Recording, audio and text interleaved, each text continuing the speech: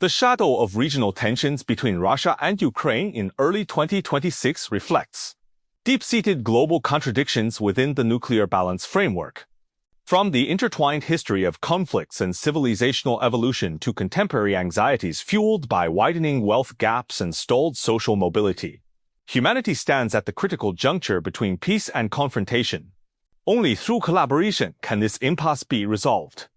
Over the North Atlantic in January 2026, a military aircraft carrying urgent diplomatic correspondence pierced through thick clouds, bound for NATO headquarters in Brussels.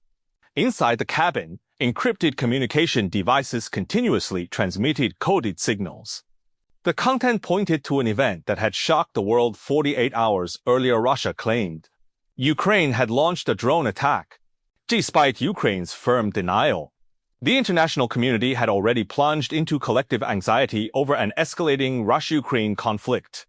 This attack, whose truth remains unresolved, had thrown a boulder into the calm waters of global geopolitics, sending ripples across the surface.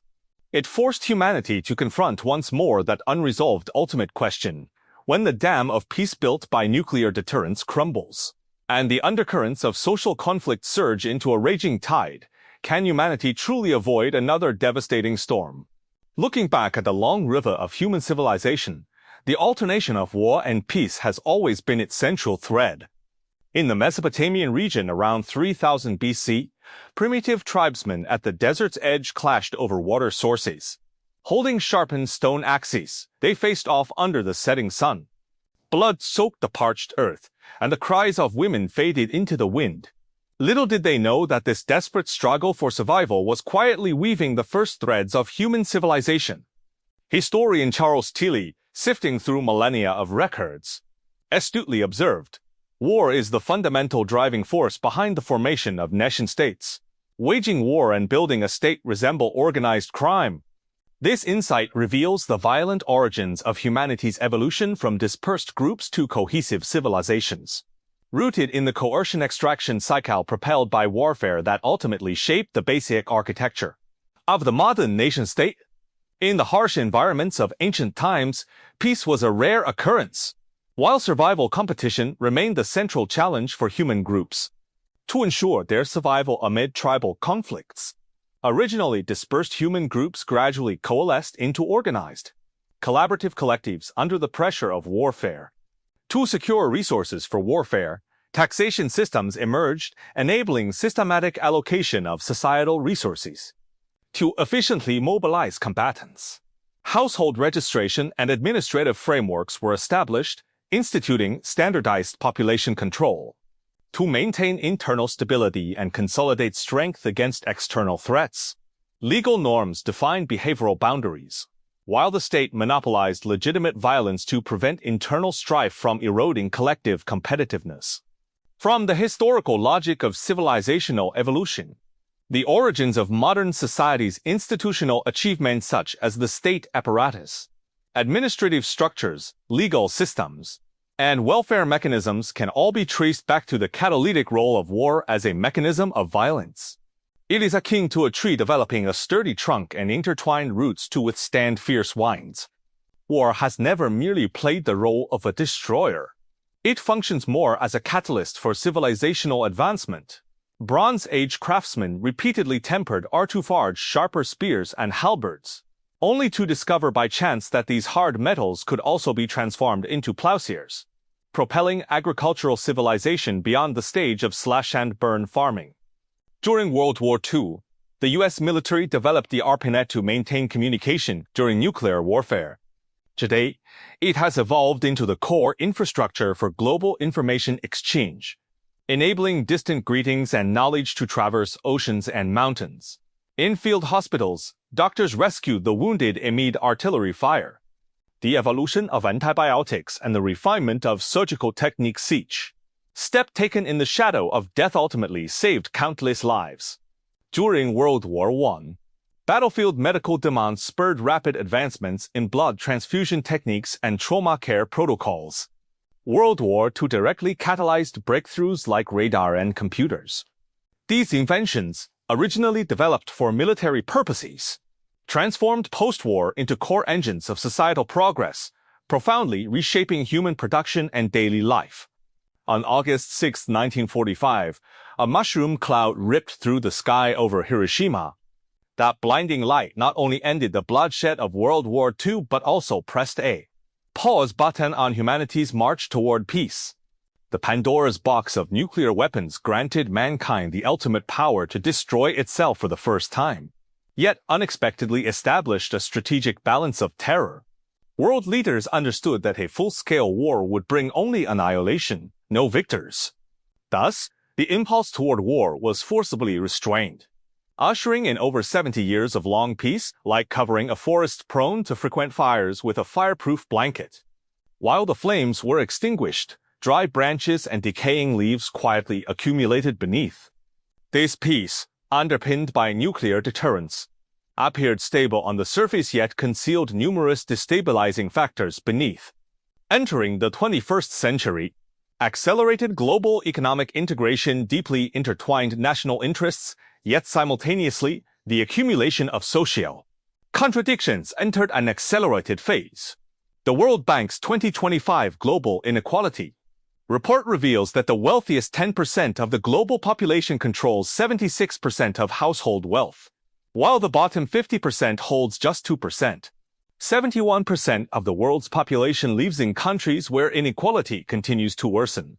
In South Africa, one of Africa's most developed economies, the Gini coefficient has long hovered around 0.63. The top 20% of the population commands 68% of income, while the bottom 40% accounts for only 7%. The historical legacy of apartheid has made equitable economic opportunity a luxury. Namibia and Colombia also rank among the world's most unequal nations with Gini coefficients of 0.591 and 0.548 respectively. Despite progress in poverty reduction, these countries have yet to fundamentally resolve their wealth distribution disparities.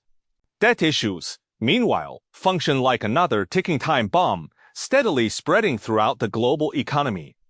A September 2025 report by the Institute of International Finance revealed that by the end of the second quarter of that year, global debt had reached a record high of $337.7 trillion, with the global debt to GDP ratio exceeding 300%, calculated against the world's population of 8.1 billion. This equates to each person carrying over $40,000 in debt. From the U.S. national debt surpassing $38 trillion for the first time to Sri Lanka declaring national bankruptcy. From Greece pushing for debt restructuring to Argentina's currency experiencing an avalanche-like collapse, these are not abstract textbook cases but real-world crises profoundly impacting the lives of hundreds of millions. Even in countries like Sri Lanka, which have largely completed debt restructuring and gained temporary relief through IMF funding, economic recovery faces severe challenges from global trade policy uncertainties. The foundations of macroeconomic and social stability remain fragile. The phenomenon of class rigidity is becoming increasingly prominent worldwide, emerging as a key factor eroding social vitality. U.S. research indicates that while relative intergenerational mobility remained stable among cohorts born between 1971 and 1993, the persistent widening of wealth gaps has significantly amplified the impact of birth background on life trajectories, making it increasingly difficult for lower-class groups to achieve upward mobility. In India, this rigidity is deeply entrenched in the form of traditional social stratification. Nearly a century later, the Indian government launched its first systematic demographic census in 2025, aiming to map the structure and distribution of various social groups to inform welfare policies and educational resource allocation. This initiative indirectly underscores how traditional hierarchical disparities persistently constrain social equity. These social issues, like decaying leaves piled in a forest, ferment continuously in the fertile ground of peace, fueling growing public anxiety and steadily eroding the foundations of social stability. Beneath the veneer of peace, global society has long been rife with undercurrents. Negative social sentiments have spread across different nations and regions in diverse forms. In the United States, partisan polarization has permeated every facet of social life.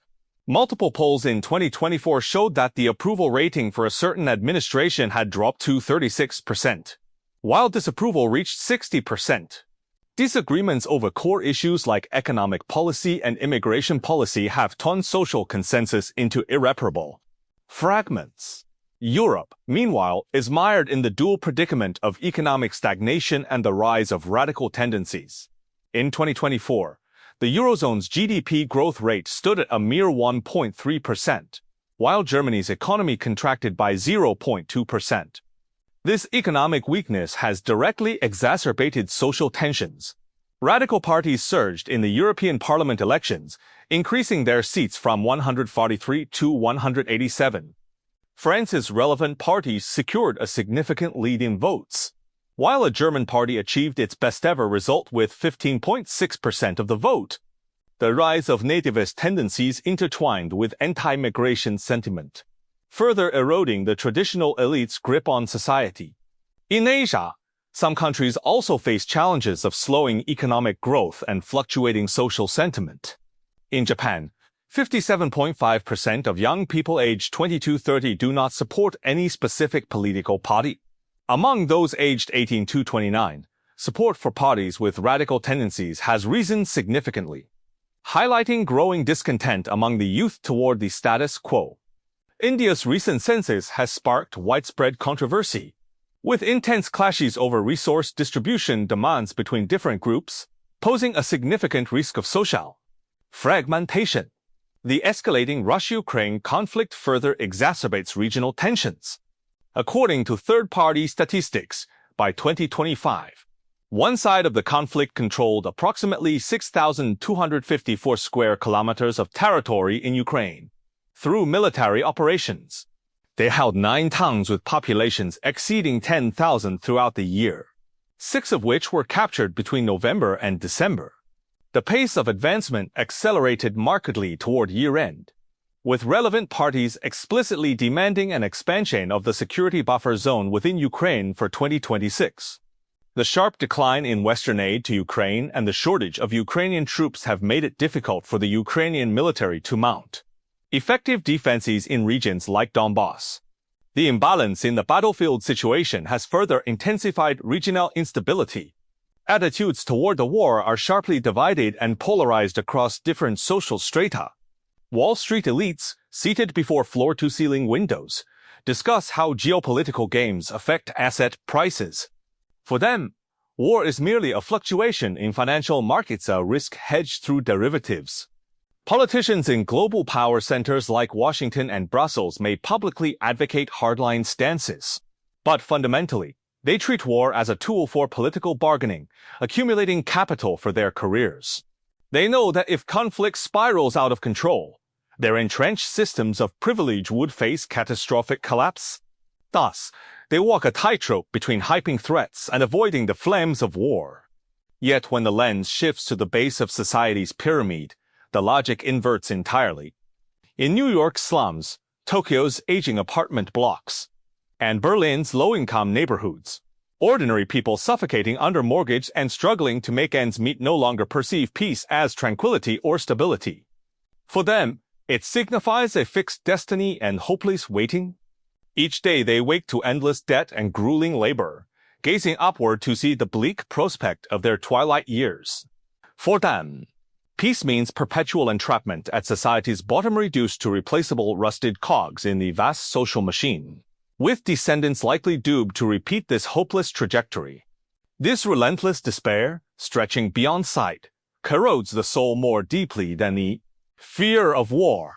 It gradually erodes willpower, shatters expectations for life, and ultimately drives some into a what's-the-point mentality. Thus, a peculiar psychological mechanism known as catastrophe utopia quietly spreads among this group.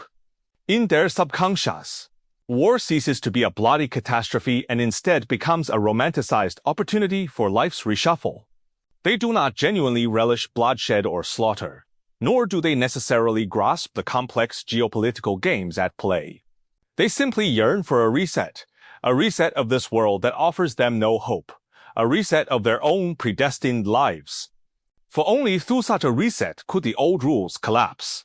The privileged few fall from their pedestals, and rigid class barriers shatter.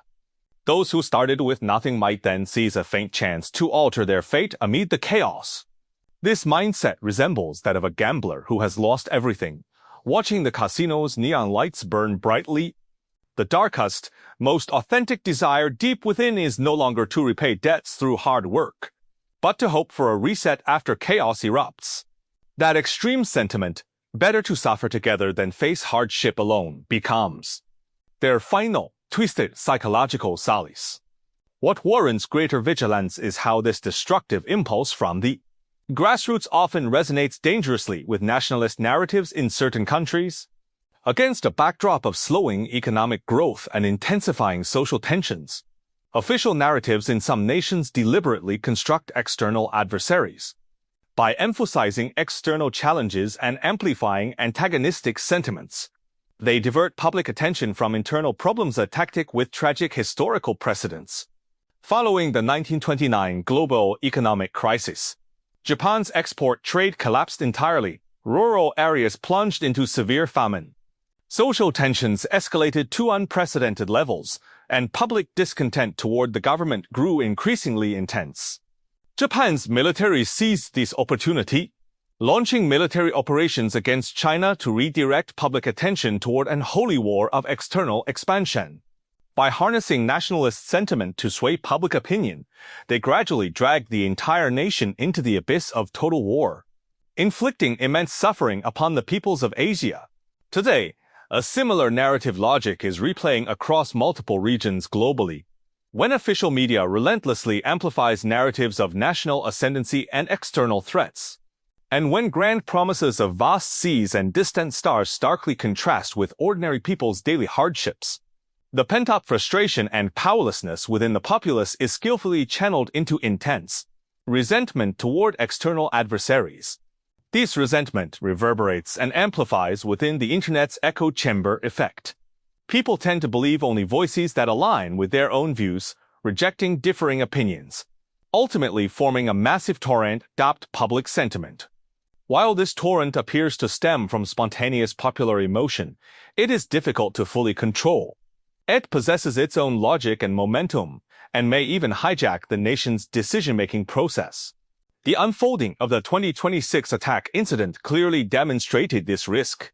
Following the incident, Russia swiftly amplified the narrative of external challenges through state media, directly pointing fingers at Ukraine and the Western powers behind it.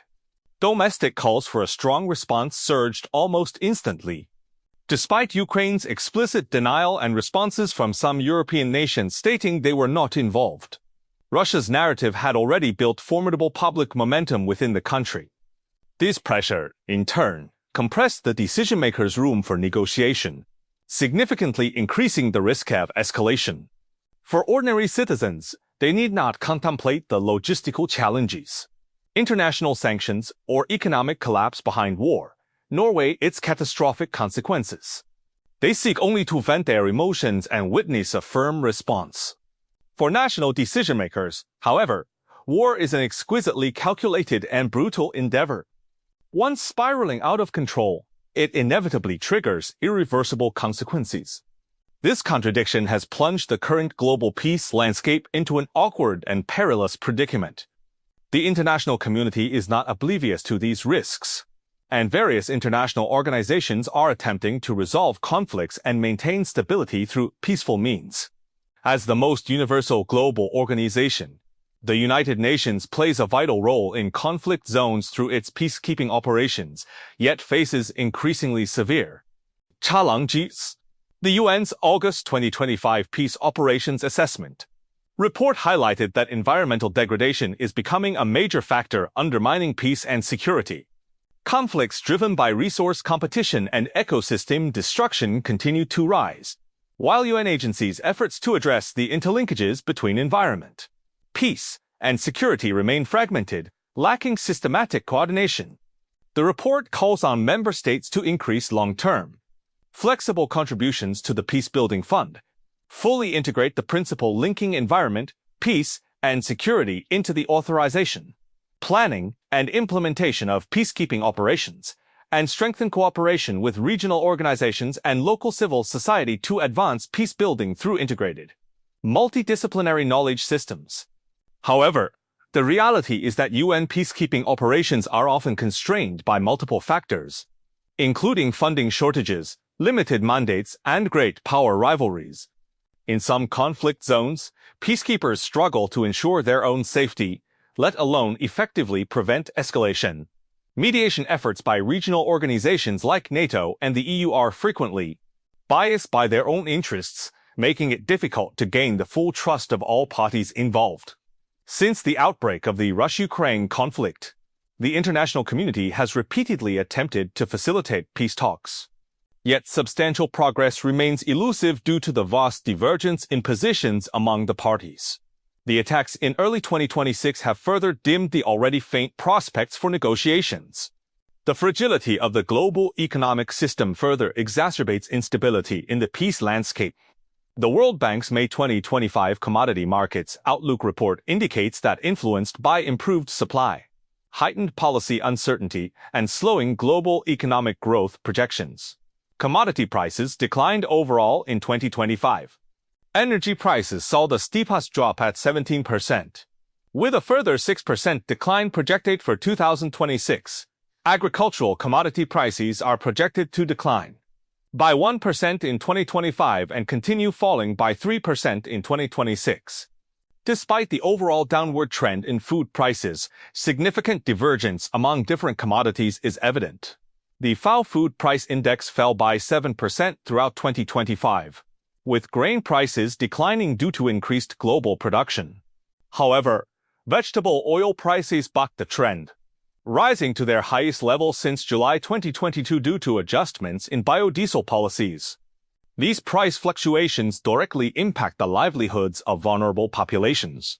In low-income countries, where food expenditures constitute a significant portion of household budgets, even minor price changes can trigger existential crises, further fueling social discontent.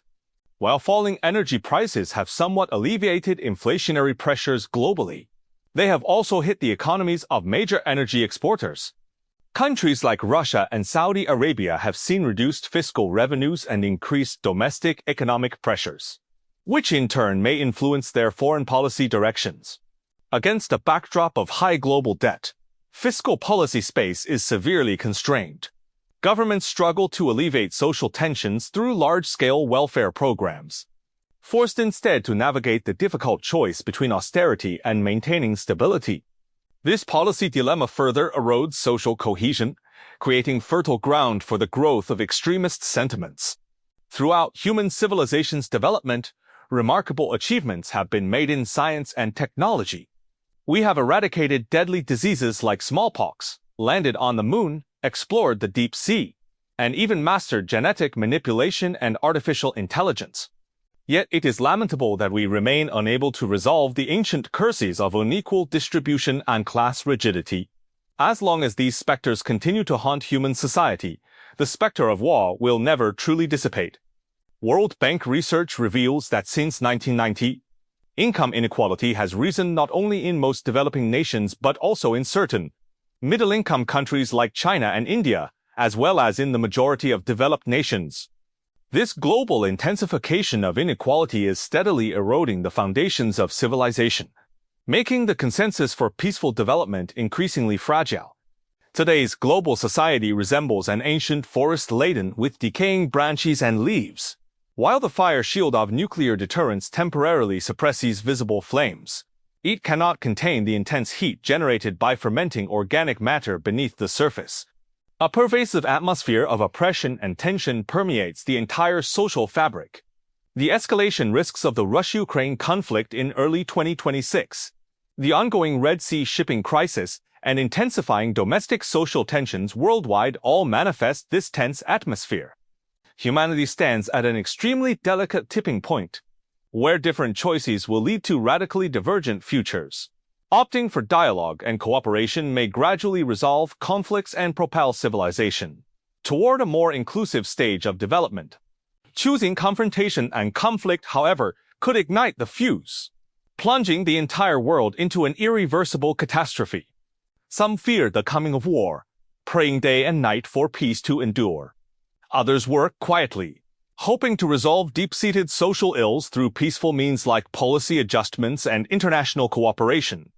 Yet still others await that deafening explosion with despair, yearning for a war that destroys everything, even at the cost of civilization's complete annihilation.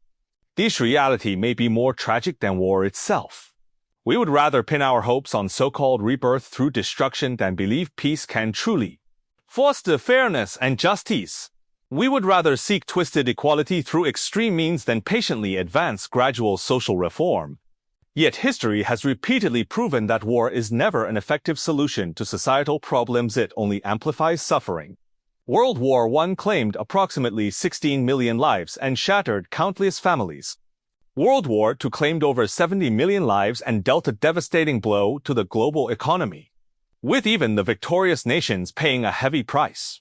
Even under the shadow of nuclear deterrence, the dangers of localized conflicts cannot be ignored.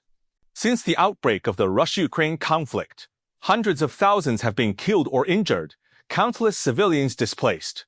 Global energy and food markets have experienced severe volatility, and numerous low-income countries have plunged into food crises. This is the true suffering war inflicts upon humanity. At the January 2026 Emergency UN Security Council meeting, representatives engaged in heated debate yet failed to reach consensus on a mediation plan for the Russia-Ukraine conflict. Outside the window, New York's night sky bore dim stars mirroring the current prospects of human civilization. Yet even so, we still have reason to believe that hope for peace has not been entirely extinguished. The World Bank's 2025 report indicates that global agricultural production costs will ease in 2026 compared to 2025. Declining energy prices and accommodative monetary policies will lay the groundwork for economic stability. Ample supplies of staple grains in international markets and stabilizing prices are expected to alleviate food crises in some regions. These positive signals demonstrate that through global cooperation, we possess the capacity to overcome current economic challenges. More importantly, the global pursuit of peace and opposition to war remains the prevailing sentiment. Despite challenges, United Nations peacekeeping operations persist in conflict zones, providing refuge for local populations. Various civil society organizations shuttle between warring parties, actively promoting dialogue and negotiations. A growing number of young people are reflecting on the horrors of war and spreading messages of peace through social media, all of which provide crucial support for humanity's efforts to avoid conflict. Human civilization has endured countless trials of war and peace throughout history, accumulating wisdom through suffering and advancing through reflection. Just as we once forged civilization's framework through conflict, we must now apply wisdom to refine its fabric through peaceful means. While income inequality and class rigidity remain formidable challenges, we possess the capacity to gradually resolve these contradictions through advancing globalization, strengthening social security systems, expanding educational equity, and enhancing international cooperation. As the morning sun once again illuminates every corner of the earth, those displaced by conflict yearn to return home, those struggling in poverty hope for a better life, and those lost in anxiety aspire to a brighter future. This represents humanity's most fundamental pursuit and the ultimate direction of civilizational development. Humanity must ultimately recognize that true civilizational progress is not achieved through destruction and rebirth, but through continuous tolerance, innovation, and the realization of fairness and justice in a peaceful environment. Today, the destinies of all nations are inextricably intertwined. No country can remain unscathed by war. Only by setting aside confrontation, strengthening cooperation, and jointly advancing a more equitable and reasonable international order can we resolve the current crisis, free human civilization from the shadow of war, and steer it toward a brighter future. This is not only a responsibility to the present but also to future generations and to the continuity of human civilization. This test of survival and redemption continues, and every individual's choice will shape the course of civilization.